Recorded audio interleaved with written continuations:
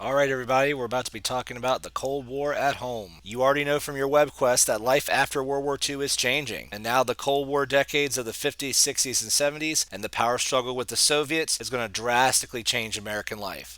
We'll talk about how Americans reacted to the Cold War, I'll give you a local connection, and we'll end with something that I bet you didn't know. First, let's start with three terms that I think describe best this part of the Cold War at home. First is hysteria, or exaggerated or uncontrollable emotion or excitement, paranoia, or to be paranoid, suspicion and mistrust of people or their actions without evidence to justification, and of course, the one you should already know, propaganda, information of a biased or misleading nature. Cold War hysteria and paranoia began with America's fear of nuclear war with the Soviet Union and the fear of communism destroying democracy and the so-called normal American life. The earliest fear of communism taking over the world was the Red Scare. Red was the color associated with communism in the Soviet Union, in case you didn't already pick that up. The Red Scare was nothing new. There was a first Red Scare after World War I, but during and after World War II, a senator by the name of Joseph McCarthy made a name for himself by claiming average people were disloyal to America and government workers were somehow Soviet spies. For years, the government put people on trial and some even lost their jobs. Early on, they famously claimed that then 9-year-old actress Shirley Temple was a communist. Senator Joseph McCarthy continued to exploit the Red Scare hysteria through the 1950s. This led to a lot of government and educational videos that served as anti-communist propaganda. Let's look at one called Red Nightmare, where a man wakes up to find himself in a communist world after refusing to sign up for U.S. Army service. Or does the party have that figured out, too? Your topic will be Communist Youth and Industry. You will tell about the success of the school reform plan and the record yield of corn harvested on the children's farm. Why is it that everybody knows what I'm supposed to say except me? The speech was delivered here yesterday, and the children took it to school with them. They told us that if we learned it, we would understand the communist purpose. Oh, they did they? Well, I just happen to be your father. If you don't mind listening for a minute, there are a few facts I'd like to explain to you. Sergeant, check the kitchen. You look in the back. I'll be upstairs. Hey! What is this? Where do you think you're going? We have no time for explanations. Already, we are 15 minutes behind schedule.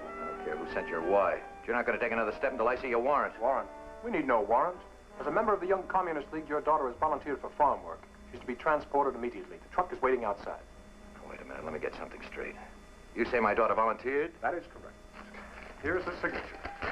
Requesting transport to the People's Collective. Signature on that piece of paper is false. And everything you've said is a lie because my daughter would never leave here of her own free will. Sergeant! You've got no right to be in this house. I'm going to give you just 10 seconds to get out of here. Daddy? It's true, Daddy. I did volunteer for farm work. Linda, why? The party convinced me that I should free myself of the lingering bourgeois influence of family life. I am ready. Linda, honey. Do not interfere. It is for my own good. And Comrade Donovan, do not think that your deviationist remarks shall be overlooked. They will be reported to the proper authorities. I guess the communists are just going to come in and take your daughter. You better watch out.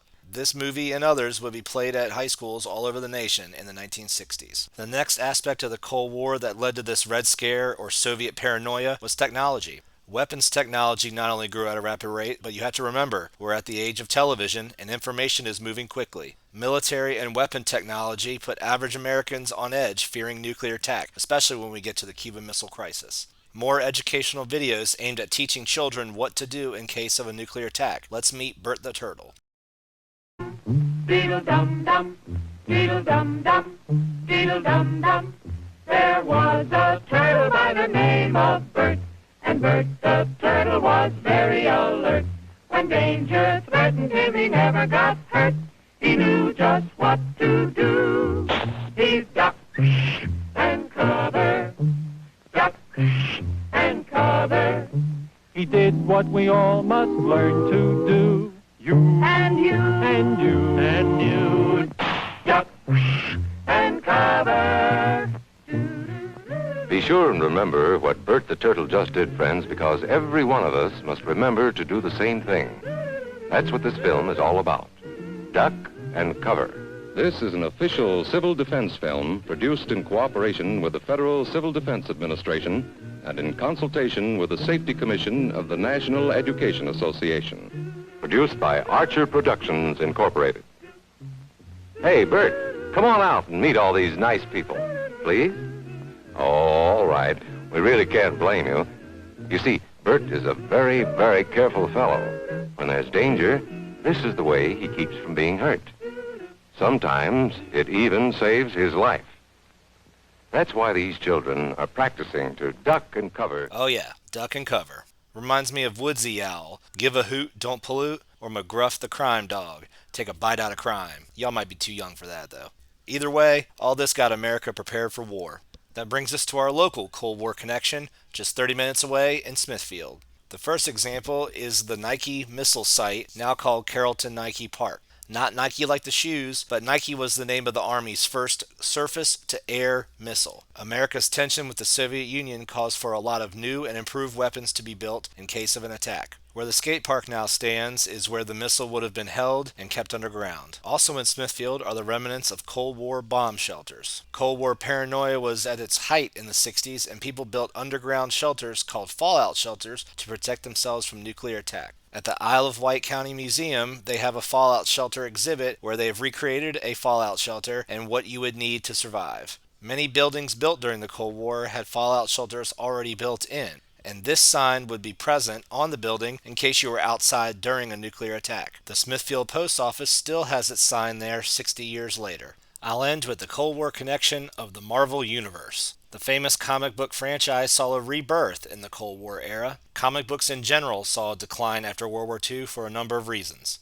Television competed for children's attention, and Dr. Wortham's book, The Seduction of the Innocent, claimed that comic books contributed to juvenile delinquency. Quick note, remember, we're in the baby boom era where upwards of 76 million babies were born between 1946 and 1964. The Marvel comic company we know today tailored their heroes and stories to the culture of the Cold War and the current events of the time. This led to their success and has lasted even into the film company that we know as the Marvel Cinematic Universe. Let's look at some examples. The Incredible Hulk, first appearing in 1962, appealed to Americans who were constantly hearing about war and weapons technology improvements, including nuclear bombs after Hiroshima and Nagasaki. The Incredible Hulk also spoke to fears about being attacked and the unknown power of nuclear energy and weapons. Also, scientist Dr. Bruce Banner's lab assistant Igor is, guess what? A Soviet spy. Iron Man has a similar Cold War connection with the storyline of building newer and better weapons and defense. But Tony Stark got his start in the 60s fighting communist Vietnam and communist China. Over the years, the Iron Man villains seemed to match the Cold War conflicts, from the Vietnamese Wong Chu to the Soviet villains such as Crimson Dynamo and Titanium Man. And finally, a very recognizable superhero made his debut during the Cold War, and that is Spider-Man. Marvel tapped into a new market, the American teenager, for this superhero. Teenage culture flourished in the post-war era for many reasons. There were changes in child labor laws,